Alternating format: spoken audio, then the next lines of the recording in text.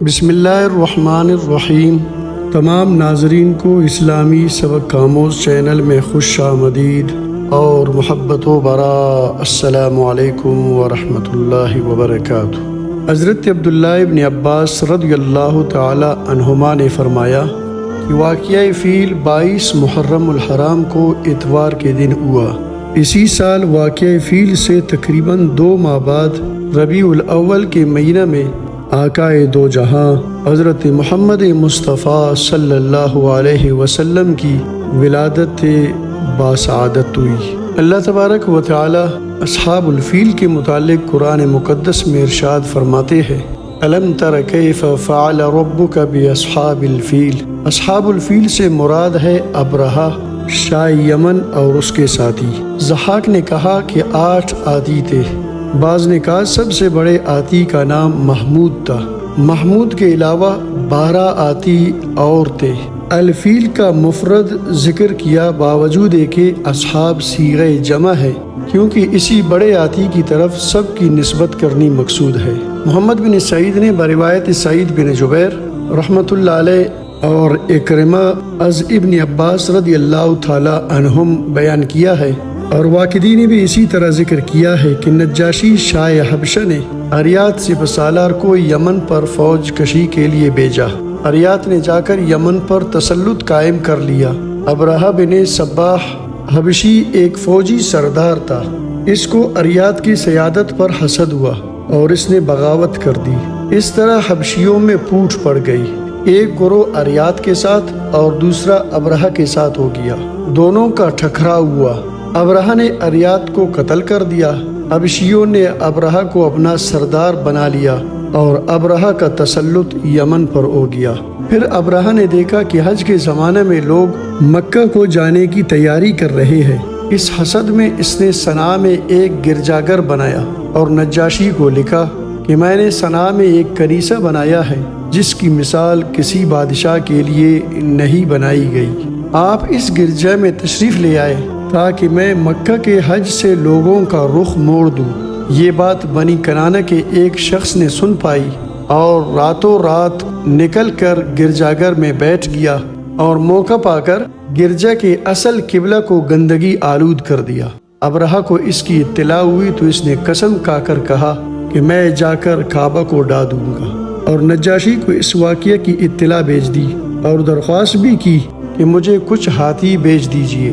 نجاشی نے اس کو ہاتھی بھیج دیے، جن میں ایک بہت بڑا طاقتور ہاتھی بھی تھا جس کا نام محمود تھا۔ ابرہہ مکہ کی طرف چل دیا۔ عرب نے یہ خبر سنی تو ان پر شاک گزری۔ انہوں نے ابرہہ سے مقابلہ کرنا ضروری سمجھا۔ چنانچہ یمن کے راجاؤں میں سے ایک راجا تھا جس کا نام ذو نفر تھا۔ وہ لڑنے کے لیے نکلا، مگر ابرہہ نے اس کو شکست دے دی اور گرفتار کر لیا۔ قتل نہیں کیا بلکہ جکڑ دیا اور آگے بڑھا۔ قبائل خصم کی آبادی کے قریب پہنچا تو نفیل بن خصمی بنی خصم کو لے کر مقابلہ کے لیے نکلا۔ دوسرے قبائل یمن بھی اس سے آ کر مل گئے اور لڑائی ہوئی۔ نفیل گرفتار کر لیا گیا۔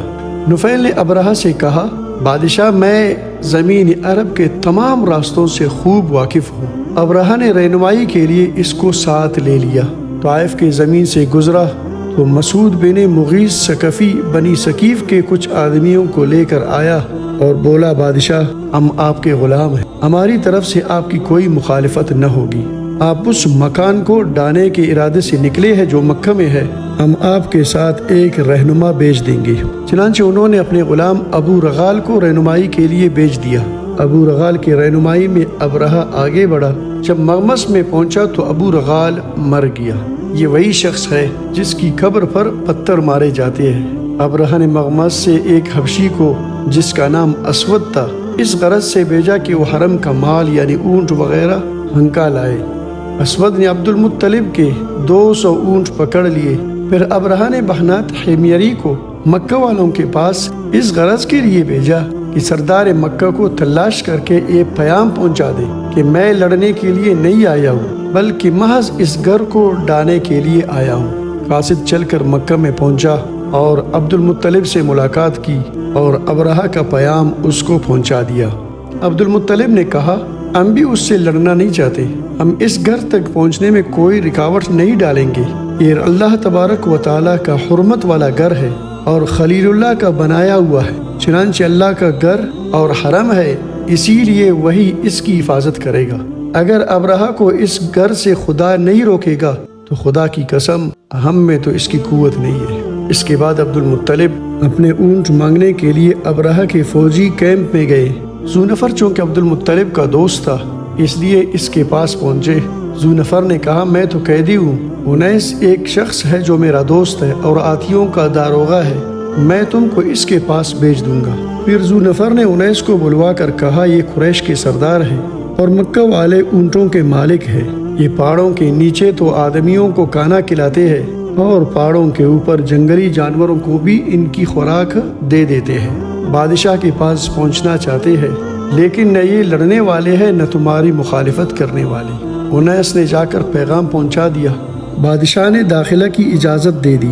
عبد المطلب قداور اور حسین آدمی تھے، اب وہ قداور اور حسین کیوں نہ ہوتا کہ انہی کی نسل میں ہمارے اور آپ کے آقا جناب محمد مصطفیٰ احمد مجتبیٰ حبیب کبریاء صلی اللہ علیہ وسلم کو آنا تھا۔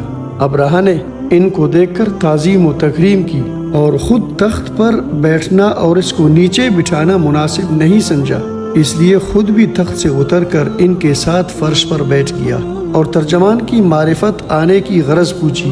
عبد المطلب نے کہا میری غرض 200 اونٹوں کی واپسی ہے۔ ابرہہ نے کہا جب میں نے تم کو دیکھا تھا تو مجھے تم بہت بلے معلوم ہوتے تھے، مگر اب تم میری نظر سے گر گئے ہو۔ میں تو کعبہ ڈانے آیا ہوں جو تمہارا بھی دین ہے اور تمہارا باپ دادا کا بھی اور تمہارے لیے شرف و عزت بھی۔